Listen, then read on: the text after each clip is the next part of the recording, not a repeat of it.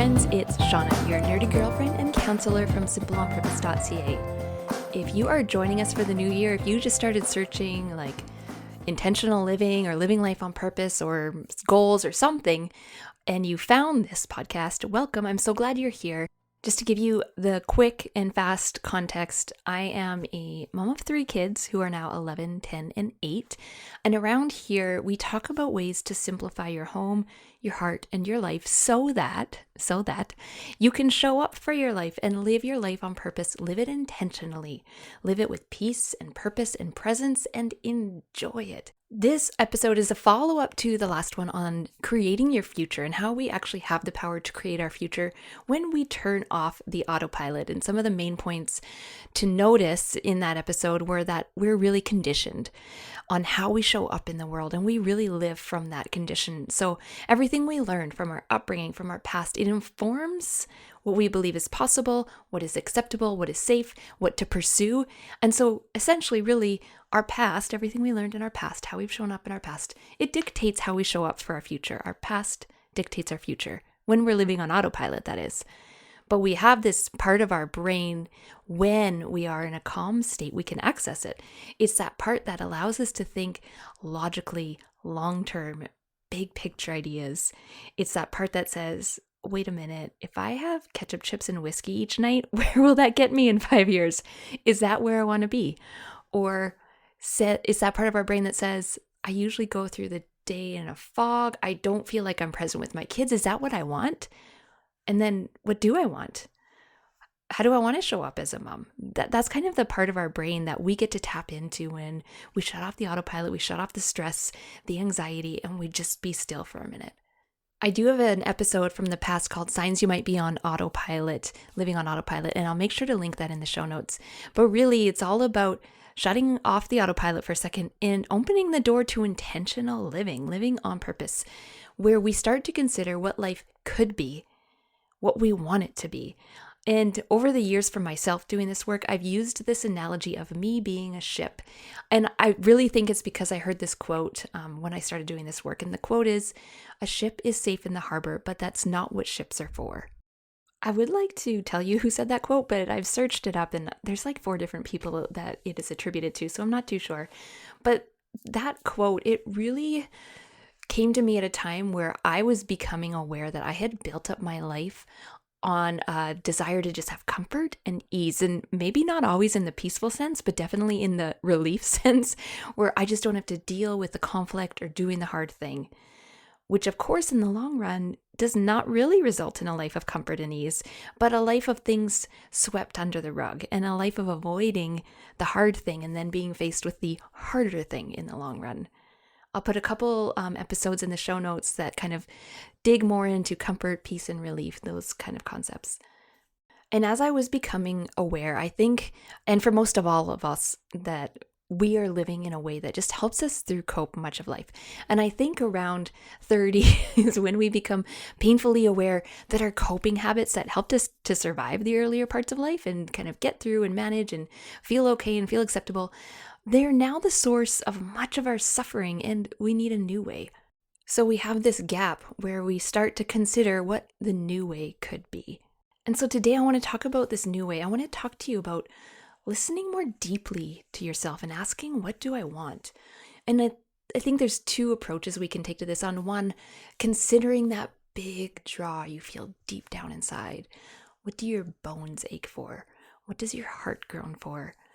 This can be a hard one to name, to put a label to it, but I think you can sense it. I think it has a sense. You can sense how it feels or what color it is or the sound of it or the sight of it. You can almost feel that inner sense. And I would just encourage you, don't be in a rush to figure this one out. Just acknowledge that there is something there, some inner draw, inner desire that is a longing in you. And I think let yourself stop and feel that from time to time. Remember what it feels like to feel that inner longing for something. The other way to think about it, which is what we mostly think about when we think about our life on purpose or our dreams or our goals, is what we can name, what we can pursue, what we know we would enjoy in our life, what we know we need more of in our life. And over my years of pursuing goals and habits and vision, I see it shifting over the years. Even my career has shifted over the years. And I would encourage you with this approach to learning what you want and dream about is to keep in mind you don't have to have it all figured out because things will shift, seasons shift, you get to learn a little bit more, you get to try something different. The work isn't so much about seeing a clear path and taking all the right steps to get there. The work is to become someone who takes the next step on the path and gives yourself permission to sometimes try other paths. But we do need to start somewhere. We are a ship. We need a destination. We're going to allow for detours and hurdles, but we do need to get out of the harbor. Knowing what we want can sometimes just be the hurdle. And I've mentioned the Life on Purpose workbook, and I've got free worksheets as well that will walk you through the 9 areas of your life and help you set up for some vision that you want in those areas. And I've heard women over the years share that they've uncovered ideas and dreams and values that they weren't consciously aware of for themselves. So this can really be an exciting time where you give yourself permission to dream. You carve away some time, some space to actually do that work. And when I say dream, I want you to know, I mean the whole range, from that feeling a big idea for what you want in life, like build a house or travel this place with my kids or start a business. But I also mean the simplest things, the little goals, the little habits you want to build, the hobbies that bring you joy, the people that you want to surround yourself with and build friendships with. So I do want to kind of come into this conversation about taking the pressure off yourself. You don't have to give it all figured out.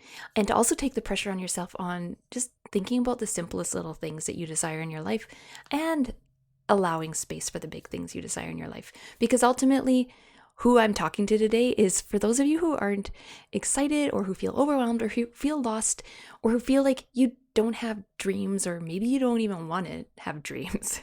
And I want to talk about the reasons why you might feel like this and what you could try to do about it. So the first one we kind of mentioned is we make this a huge big thing and then it becomes overwhelming. You might think, sure, I have a dream. I'm going to quit my life here. I'm going to move my family to a hot beach. I'm going to spend my life swimming with my kids and running a little Etsy store. Some dreams just feel so big and it can feel overwhelming. And when we're overwhelmed, we shut down and we don't really think about how we can break things into steps. The other way we make our dreaming way too big and overwhelming is expecting perfection. I encourage you to dial everything back. Start with the simple things that aren't heavy. Start with doing the work of becoming somebody who is working towards something bigger. You can have dreams without making them overwhelming, huge, or serious. You can also enjoy being mediocre at things. I'm going to link an episode on that in the show notes. Another reason you might not even want to consider dreams or let yourself is because you've either been burnt in the past or you don't want to be disappointed. I grew up personally with an overly practical father who encouraged us to have interests and hobbies, but to always seek out the safety before dreams. And he's in his 70s, and at this stage in the game, we joke about it with him that don't have dreams will disappoint you, so you better not have any, because he inadvertently raised us with this mentality in an effort to really provide safety and security for his kids. He also raised us to, or for me, I don't know, my siblings really felt this way. I took it as this way. For me, it meant pick the safe thing, pick the easy thing. It took me a lot to really decide that I wanted to redefine what life success would look like for me, and I'll link a post on that in the show notes. So this can be a hard mentality to bust out of if dreaming doesn't even really feel like an option. And you might have this belief that big dreams lead to big disappointment, or you might have that kind of lingering impact of what you've experienced, where I've learned that dreams don't succeed. I've tried them and it didn't work. You might label yourself as a failure, or label your dreams as a failure, or you even took a simple no as a failure, as a rejection. So there's a lot that could be said on this, because I feel like so many of my own pursuits over the years didn't quote unquote work. But I will say that I've learned that when dreams don't succeed, at least not easily, that doing the work, it still let me learn how to become someone who builds, who plans, who chases. And those skills allow me more options in my life. If you feel like dreaming is childish or impractical or lead to disappointment, just consider your resistance here. Look for the times in your life that you shut your own ideas down, you shut down your own hopes, or maybe you feel like other people have shut them down. Just consider those moments, what was happening and what you made it mean and how you've shown up from that place. A really common reason we don't allow ourselves to consider what we want in life, our ideas, our hobbies, our goals, our dreams is maybe we feel like it's selfish. And many women I work with and women I know feel this. Dreaming is selfish. That's a very common one, mainly because we're moms, and mom guilt can feel necessary to knowing you're a good mom. So our beliefs, our cultural beliefs, what we've been told about motherhood, what a good mom is, it can be at odds with being a woman who has interests and dreams and goals she wants to work on. This has been a big hurdle for me over the years and something I've written about that I'll make sure to link in the show notes. Obviously, check out the show notes, guys. If you can't find them where you are, go to simpleonpurpose.ca, click listen. All the episodes are there with all the show notes and full transcripts of the episodes. Okay, so I will say that for me, this has been a hurdle for me, really holding up the cultural expectations on what motherhood should look like, and then holding up my own heart that was wanting something, wanting to do things, wanting to feel energetic and excited and passionate about things. Ultimately, for me, I turn to how my faith informs this part of my life, because I believe that we are made for longing and passionate living, and dreaming is a way we do that. If we don't have any of this, we're just lukewarm. And I believe that we're made like this on purpose. God gives us hearts that have unique talents and interests and skills because He wants us to live a rich and passionate life and not a life of apathy.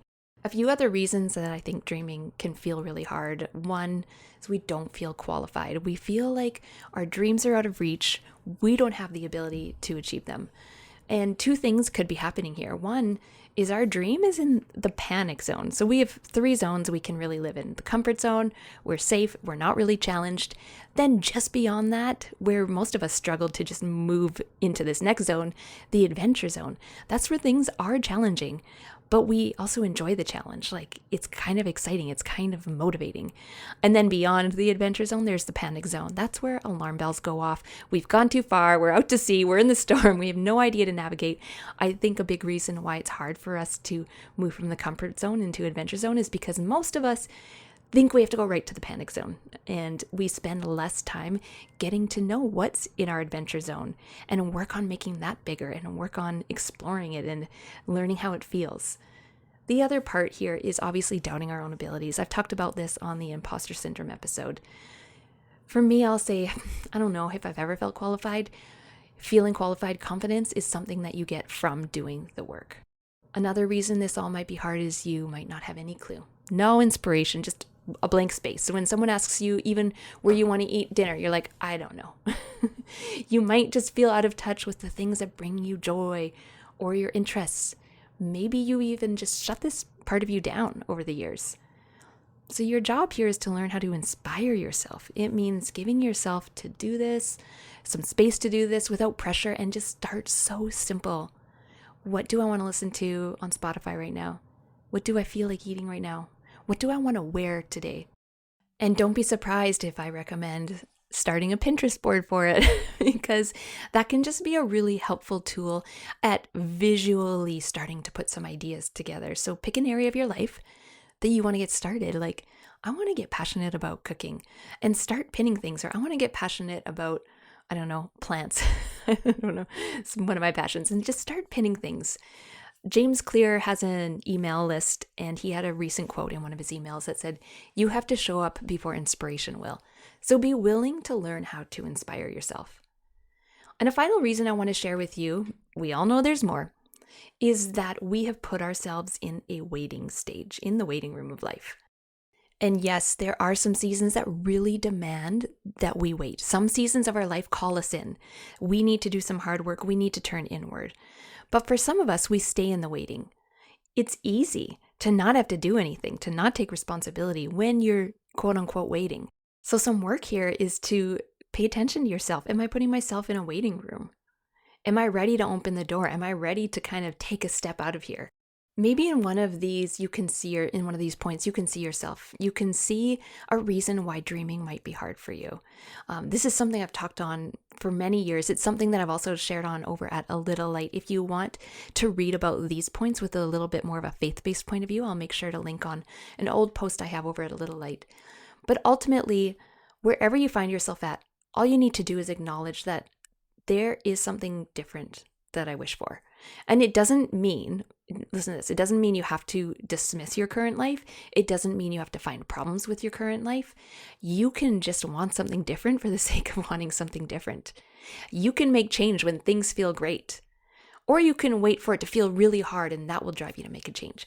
But all you need to do here is get curious. What else could you want in your day, your week? What do you want to do with your time, with your energy? Because ultimately, all of this is for you. Nobody will give you permission or make your goals happen or change your future or help you see your hopes come true. No one will do this but you. Go back to being that ship in the harbor, playing it safe. Where does it get you to stay safe, to stay in the harbor? For me, in my experience, I felt like it kept me where I was, not moving, ultimately apathetic. Apathy. If this is something you feel like you want to dig into, then I encourage you to spend a few minutes, because we do need to make space for this. We need to invest a little bit amount of time right now so that we can plan out how to spend our time over the coming days, weeks, months, years. I encourage you to spend a few minutes writing out some ideas, whatever has come into your mind, from the notion of doing something different, or even continuing and leaning into something you're already doing, that you want to do it really intentionally and really start to show up in that area of your life. I would love to wrap up this episode and last episode, The Power to Create Your Future, with a coaching call. So I'm going to offer a group coaching call on Thursday, February 2nd. Did I say that with an accent? Thursday, February 2nd at 9:30 a.m. PST, Pacific Standard Time. And that will be a group coaching call, 1 hour of your questions and live coaching for $7. That's February 2nd, Thursday at 9:30 a.m. Make sure to stop by the show notes if you want to sign up for that. This is a really great time to watch coaching, to have any questions answered that have even really just come up over your mind over this past month of coming into January and creating your future, turning off that autopilot. Stop living from your past and deciding what you want your future to look like. We can talk strategy, we can talk mindsets, we can talk hurdles, and this can just also be a place to listen if you just want to listen and garner the experience that other women are sharing, those brave women who put themselves out there with questions and willingness to be coached live. When you're watching that and listening to that, you always find a little nugget for yourself. So I encourage you to try that out if that's something you've been interested in for a while. And as always, you can find me on Instagram at simpleonpurpose.ca or leave a comment in the Facebook group for the community there. All right, friends, have a great week.